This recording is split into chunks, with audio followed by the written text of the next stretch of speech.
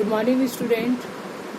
आज हम paper semester 2 के पेपर 5 जो आपका टीचिंग एंड लर्निंग है उसका इम्पॉर्टेंट टॉपिक डिस्कस करेंगे। आपका आज का टॉपिक है factors affecting teaching and learning. यह यूनिट 4 का इम्पॉर्टेंट टॉपिक है जिसमें क्या पढ़ना है, शिक्षण एवं अधिगम को प्रभावित करने वाले प्रमुख कारक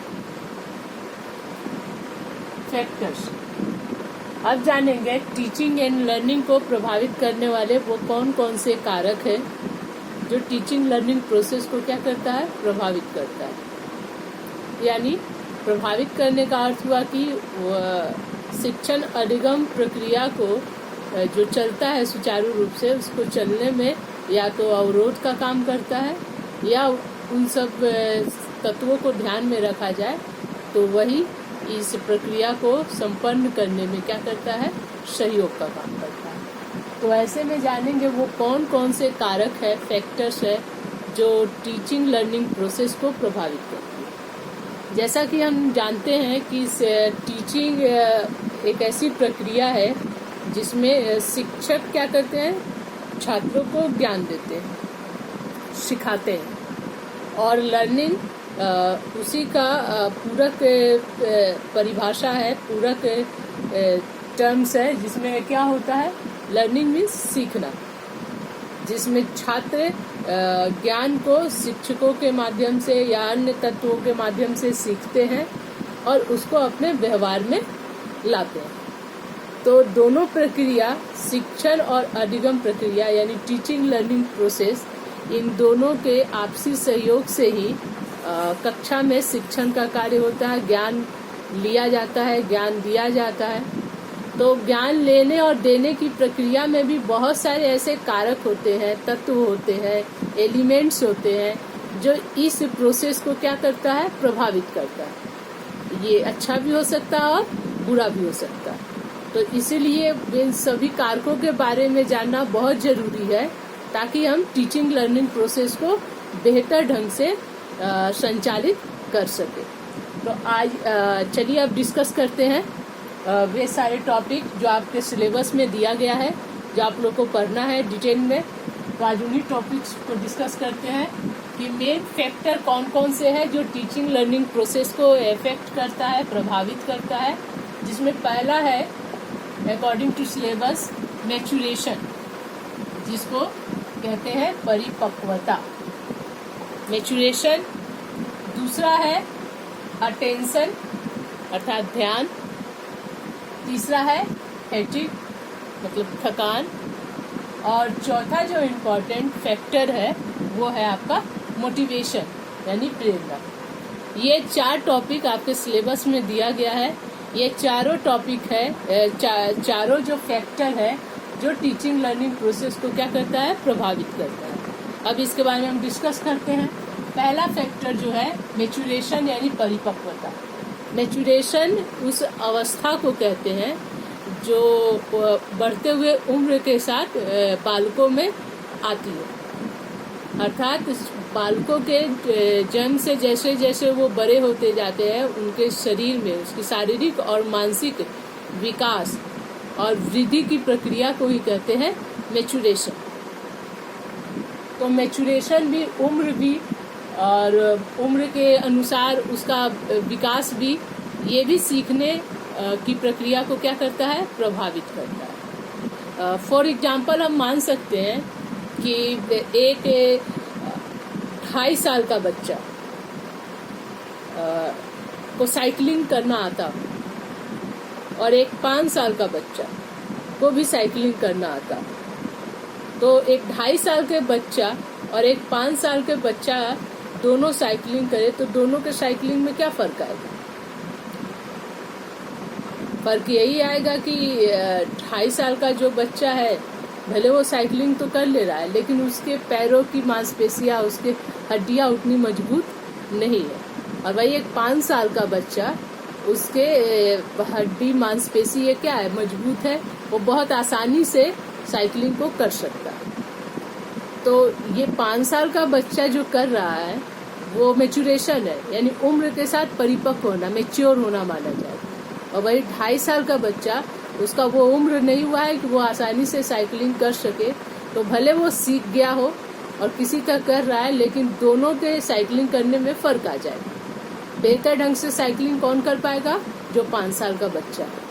अर्थात कहने का अर्थ है कि सीखने का भी उम्र के साथ, उसके शारीरिक मानसिक विकास के साथ सीधा संपर्क होता है। एक बच्चा कक्षा में ऐसा होता है कि कम उम्र का है और ऊपर की कक्षा में है, और कुछ बच्चे ऐसे भी होते हैं अधिक उम्र के होते हैं और उम्र के हिसाब से अपने नीचे के कक्षा में होते हैं, तो उनके सीखने में भी प्रभाव पड़ता है। हम एक बार एक 5 साल के बच्चे को लेटर्स लिखना सिखाए, अल्फाबेट सिखाए, और एक 10 साल के बच्चे को, दोनों को एक साथ बैठकर हम ABCD या क ख ग सिखाना शुरू करें, तो फर्क क्या होगा? 5 साल का बच्चा जल्दी सीख जाएगा या 10 साल? तो सामान्य सी बात है कि 10 साल का बच्चा ज्यादा मैच्योर होगा, ज्यादा समझदार होगा, चीजों को बहुत आसानी से ग्रहण कर पाएगा, क्योंकि उसमें ग्रहण करने की, सीखने की क्षमता अब क्या हो गई है? अधिक है। वही 5 साल का बच्चा का उसके अपेक्षा तो जरूर कम है, तो तेजी से कौन सीखेगा? ऑब्वियसली 10 साल का बच्चा ही तेजी से सीखेगा।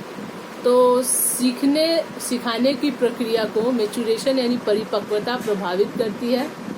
इसीलिए कहा जाता है कि बच्चों को इतने साल के उम्र पे, कहा जाता है 5 साल के बाद उसको स्कूल भेजना चाहिए, और उससे पहले क्या, उसके पहले उसको घर में रहता है, वो अभी शिशु अवस्था में रहता है, तो वो संभव नहीं है कि वो चीजों को ग्रहण कर ले। तो बच्चा का उम्र के साथ साथ जैसे जैसे उसका ग्रोथ होता है, डेवलपमेंट होता है, वो सीखना शुरू करता है। और ग्रोथ और डेवलपमेंट जो होता है एक उम्र के साथ, उसी को क्या कहते हैं? मैच्योरेशन कहते हैं। जैसे जैसे बच्चा बड़ा होते जाएगा, उसमें परिपक्वता आएगा, वो परिपक्व होता जाएगा, समझदार होता जाएगा, और इससे उसकी सीखने सिखाने की प्रक्रिया क्या होगी? वैसे ही प्रभावित होगी। तो ये हुआ आपका मैच्योरेशन। दूसरा जो इम्पोर्टेंट फैक्टर है वो है अटेंशन, ध्यान। ध्यान भी टीचिंग लर्निंग प्रोसेस को डायरेक्ट इफेक्ट करता है, क्योंकि कक्षा में जब शिक्षक टीच करते हैं, सिखाते हैं, और छात्र उसको ग्रहण करते हैं, तो उसके लिए जरूरी है कि छात्रों का ध्यान क्या रहे? विषय वस्तु पर रहे, कंटेंट पे रहे। टीचर जो पढ़ा रहे हैं उसके स्किल को, उसके शैली को, उसके मेथड को फॉलो करे। जो कंटेंट उसको दिया जा रहा है कक्षा में, उसको लेने की कोशिश करे। तो इसके लिए ध्यान का होना कक्षा में, अटेंशन का होना बहुत जरूरी है। यदि बच्चों का ध्यान विषय वस्तु में नहीं रहेगा, सीखने सिखाने की प्रक्रिया में नहीं रहेगी, तो भले टीचर कितना भी बेहतर ढंग से कक्षा में उस चीज को, ज्ञान को, कंटेंट को प्रेजेंट करे, उसका प्रभाव ज्यादा बच्चों के सीखने पर नहीं पड़ेगा। तो ये भी जरूरी है कि कक्षा टीचिंग लर्निंग प्रोसेस के दौरान बच्चों का क्या हो? ध्यान, अटेंशन किस पे हो? सीखने पर। तो ये दूसरा फैक्टर जो है इम्पोर्टेंट है, जो टीचिंग लर्निंग प्रोसेस को बहुत ही प्रभावित करता है। इसके बाद तीसरा एक फैक्टर है फैटिग। फैटिग मीन्स थकान। थकान भी सीखने सिखाने की प्रक्रिया को प्रभावित करता है। मान लीजिए कक्षा में टीचर से एक बेहतर ऑब्जेक्टिव्स के साथ, टीचिंग ऑब्जेक्टिव्स के साथ कक्षा में जाए और बच्चों को टीच करे, लेकिन यदि छात्रों को ध्यान ही ना हो, वो थक चुके हो, उनमें थकान महसूस हो रही हो, यानी रुचि नहीं है, तो वो चीजों को ग्रहण नहीं कर पाएंगे। तो कक्षा में टीचिंग लर्निंग प्रोसेस के दौरान बच्चों में थकान की भावना नहीं होनी चाहिए। इसलिए बीच बीच में क्या किया जाता है, जब कक्षाएं लगातार चलती है तो बीच में ब्रेक दिया जाता है, ताकि बच्चे में फ्रेशनेस आए। बीच बीच में जो पीरियड्स होते हैं वो आसान दिए जाते हैं, खेलने का और फ्रेश क्या कहते हैं, रिक्रिएशन का माहौल क्रिएट किया जाता है, ब्रेक दिया जाता है, ताकि बच्चे फिर से फ्रेश हो जाए और फिर से चीज़ों को कक्षा में जब आए और सीखने सिखाने की प्रक्रिया जब आरंभ हो तो फिर उसमें थकान ना, आलस्य ना। इससे आलस्य और थकान से क्या होती है, नीरसता होती है और सीखने सिखाने की प्रक्रिया क्या होती है, इससे प्रभावित होती है। चौथा जो इम्पोर्टेंट फैक्टर है वो है मोटिवेशन, प्रेरणा। देखिए, प्रेरणा भी सीखने सिखाने की प्रक्रिया के लिए बहुत ही महत्वपूर्ण है, क्योंकि सीखने के लिए टीचर को क्या करना पड़ता है, बच्चों को मोटिवेट करना पड़ता है। देखिए, मोटिवेशन एक ऐसा चीज है, जब हम किसी को प्रेरित करते हैं, मोटिवेट करते हैं, जब टीचर बोलता है कि आप ये कर सकते हो, आप कोशिश तो करके देखिए, हम आपके साथ हैं, इस तरह के बात विचार से क्या होता है, इसका प्रभाव बच्चों पर सीधे पड़ता है। और बच्चा, कमजोर से कमजोर बच्चा भी बार बार प्रयास करता है, और एक समय कहते हैं कि बार बार प्रैक्टिस करने से क्या हो जाती है, चीजें वो अंत तक बच्चा सीख ही जाता है। तो सीखने सिखाने की प्रक्रिया में मोटिवेशन, टीचरों का मोटिवेशन, उनका गाइडलाइंस और उनका सहयोग बहुत ही महत्वपूर्ण होता है। और यही यदि टीचर बेहतर ढंग से अपने स्टूडेंट को मोटिवेट ना करे, उसको नहीं कहे कि ऐसा कोई काम ही नहीं है जो आप नहीं कर सकते हो, आपको कोशिश करनी चाहिए, एक बार करके देखिए, मैं आपके साथ हूँ, इस तरह के भाव, इस तरह के विचार, इस तरह की सोच जब बच्चों को मिलती है तो बच्चे क्या होते हैं, उनमें एक पॉजिटिव एनर्जी क्रिएट होती है, उनमें रीइंफोर्समेंट मिलता है और वो क्या करते हैं, सीखने का प्रयास करते हैं। तो सीखने सिखाने के लिए प्रेरणा भी, मोटिवेशन भी एक महत्वपूर्ण फैक्टर है।